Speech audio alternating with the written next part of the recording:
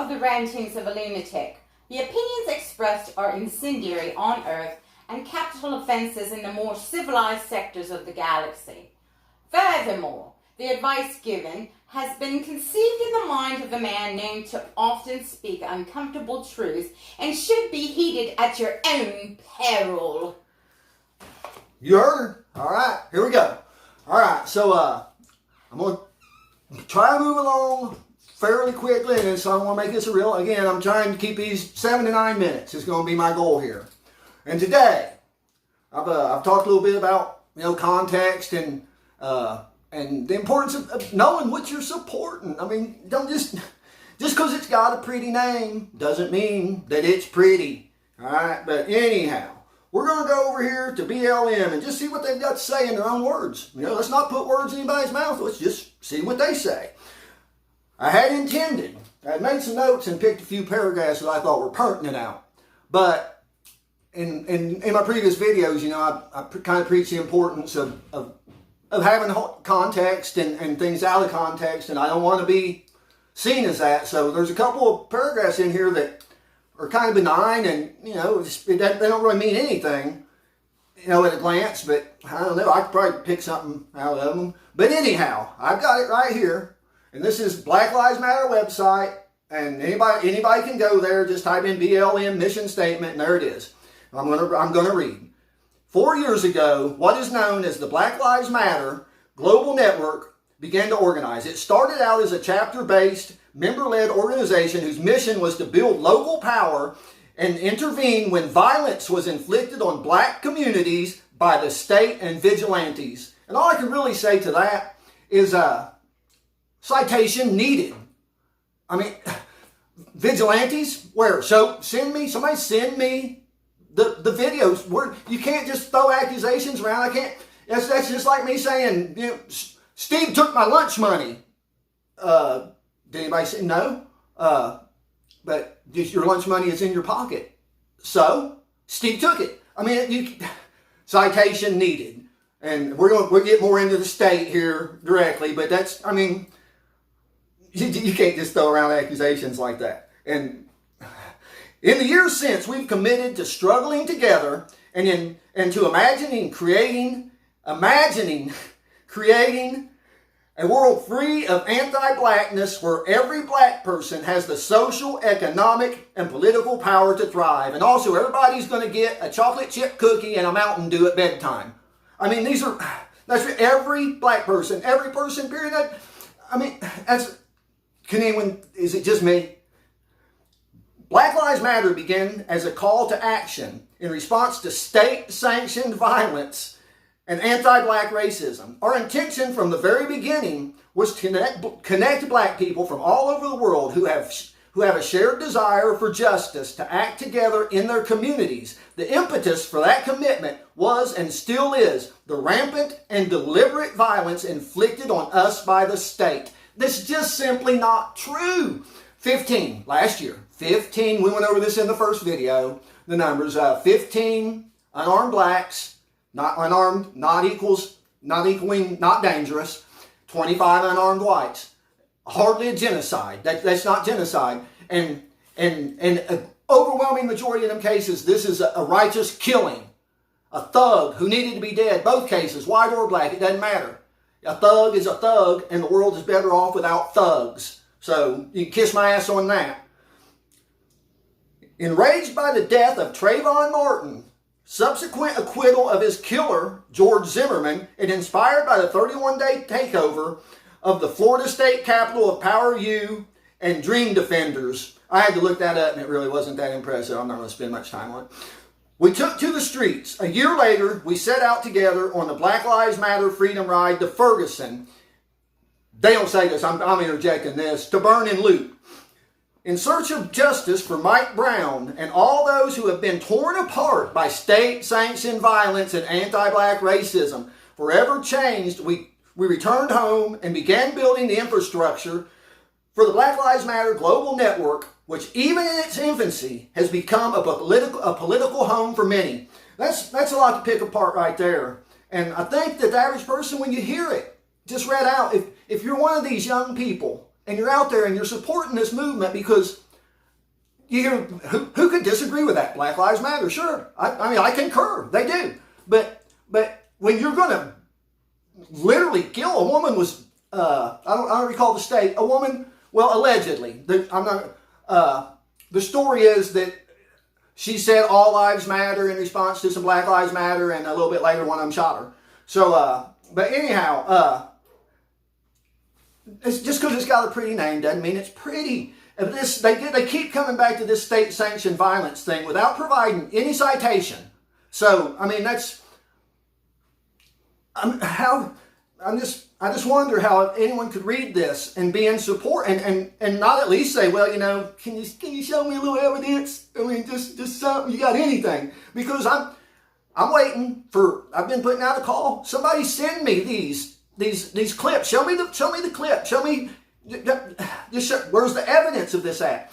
They start out with Trayvon Martin in this paragraph, and Trayvon Martin, did he deserve to be killed? I wasn't there, I can't say, but what I can say is that the American justice system, while far from perfect, is the best in the world. And you want to go anywhere else and stand trial? I don't think so.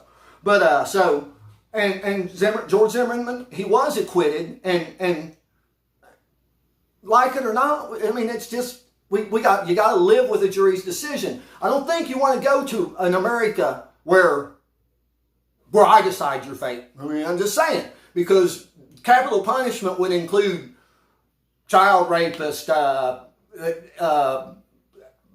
just say that there would be a few more crimes involved in it. But, and then they also, what was the other one here? Michael Brown. Michael Brown is a dead thug. Period. Dead thug. He deserved, that was righteous killing. If Barack Obama couldn't send in Eric Holder, and his Justice Department, and they investigated the hell out of it. And if they couldn't come up with a charge on Darren, I'm flying off by the seat of my pants here, was it Darren Wilson, I think maybe? But anyhow, I mean, really, you think that if there was culpability, they would have turned it up. So the hands up, don't shoot, a lie. It never happened. And all these people jump on board with it to this day. I mean, just turn over a rock and look for yourself. That's what I'm preaching. My real message here is just, I'm not asking you to believe what I'm saying. I'm reading their words right now. I'm of course offering my opinion on them, but just turn over a rock and look for yourself. So here we go. Ferguson helped to catalyze a movement to which we've all helped give life. Organizers who called this network home have ousted anti-black politicians, won critical legislation to benefit black lives, not true, and changed the terms of the debate on blackness around the world. And there's that word again, world. I'm going to come back to that. Through movement and relationship building, we have also helped catalyze other movements, shifted culture with an eye toward dangerous impacts on anti-blackness. All right, I mean, I don't really take exception with anything in that paragraph, and I was going to cut it. Well, the word world, but I'm going to come back to that. But I mean, I was going to cut it, but I really felt like I should read the whole thing. There are the results of our collective efforts. The Black Lives Global Network is as powerful as it is because of our membership, our partners, our supporters, our staff, and you. Our continued commitment to liberation for all black peoples means we are continuing the work of our ancestors and fighting for the collective freedom because it is our duty.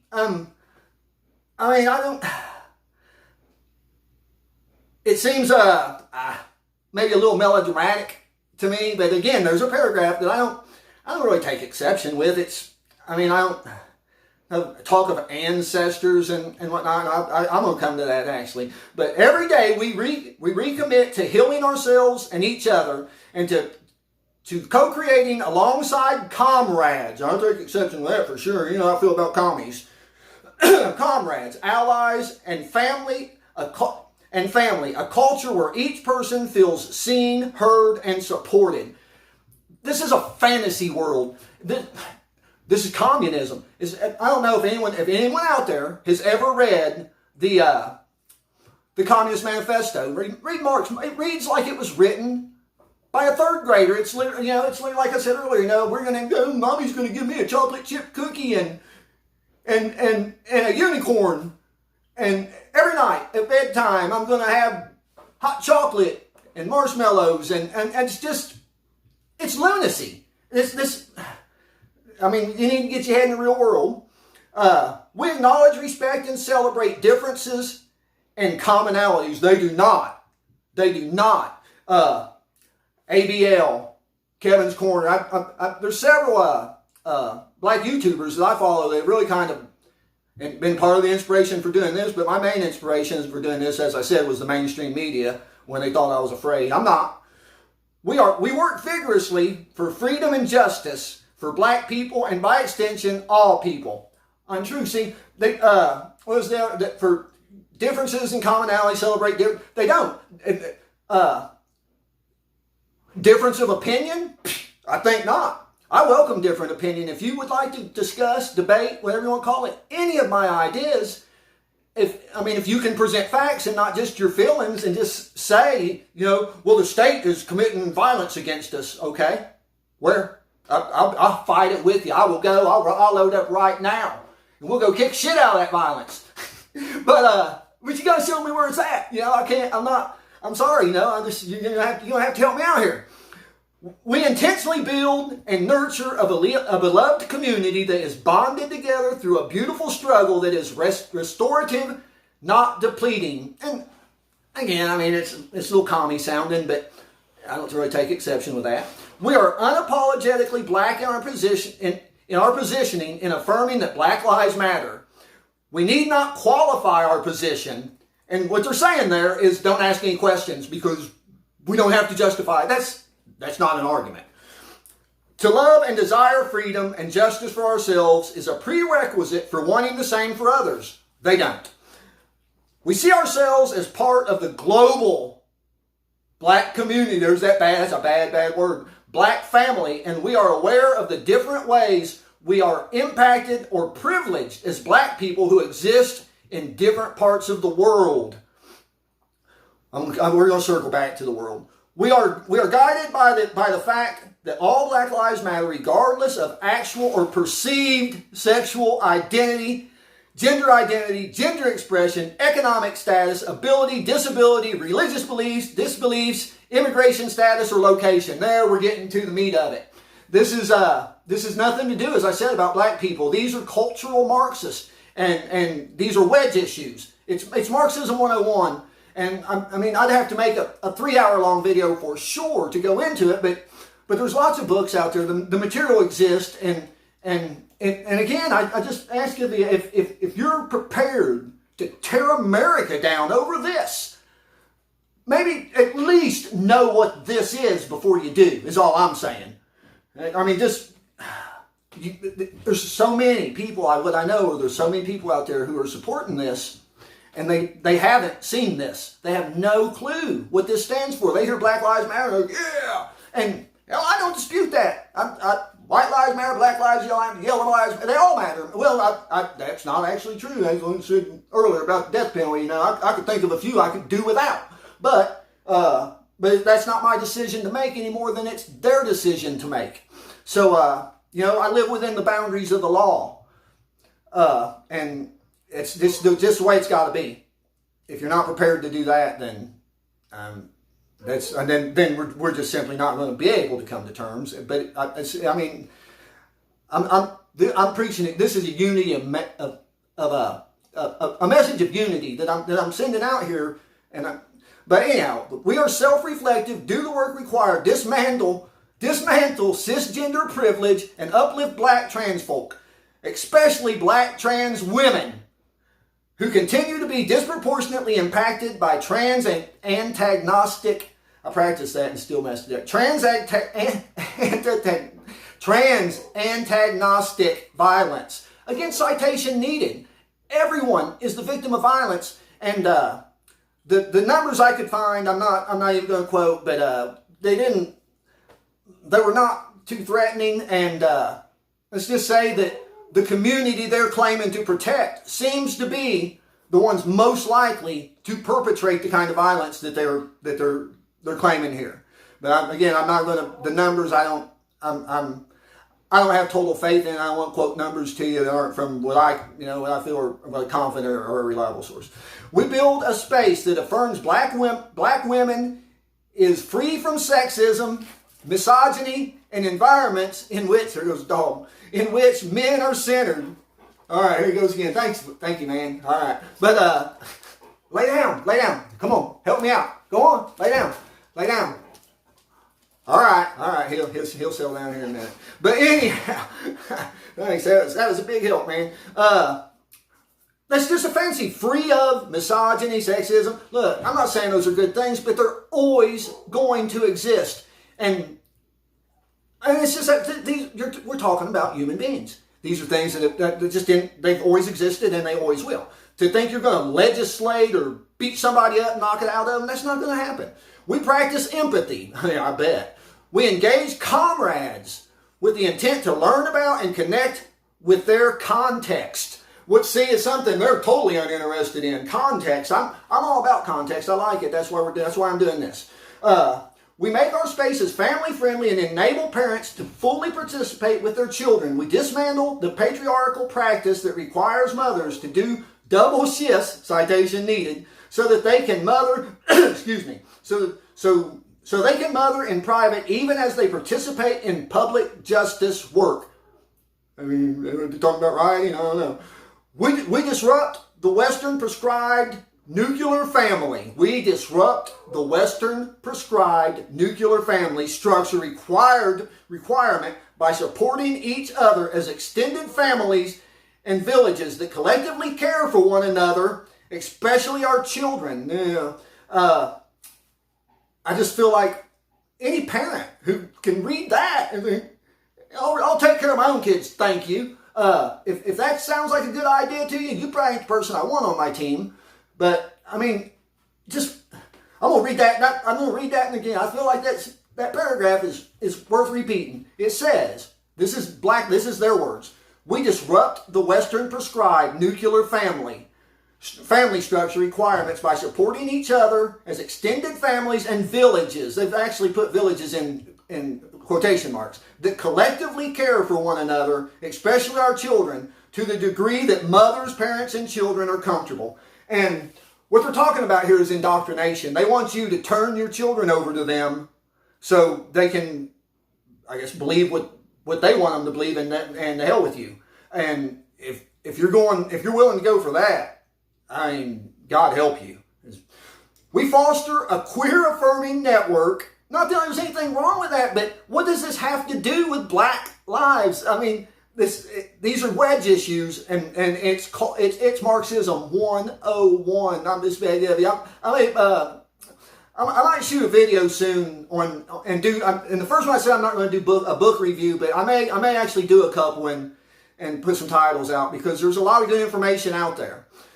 When we gather, we do so with the intention of freeing ourselves from the tight grip of heteronormative thinking, or rather the belief that all in the world are heterosexual unless he, she, or they disclose otherwise.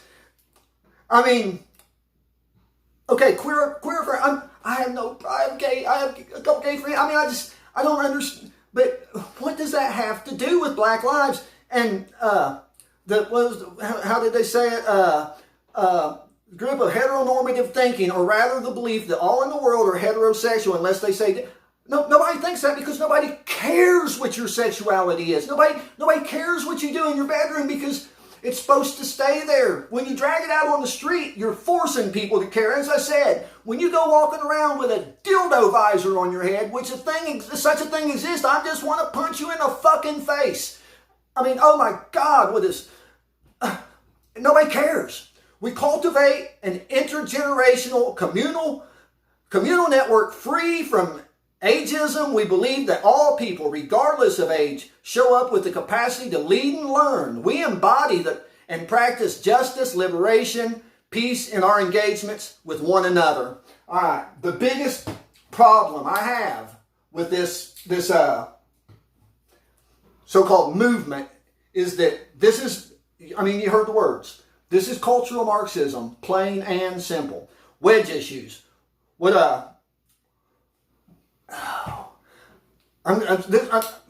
is probably going to be a two-part video. I mean, really, I got so much to say on this, but there's the context of it, and I'm not sure how long I've been going here. I can't see. My only thing I've got in here is my timer. Already 20 minutes. I'm gonna stop right there. I'm gonna put this one up, and I'm gonna.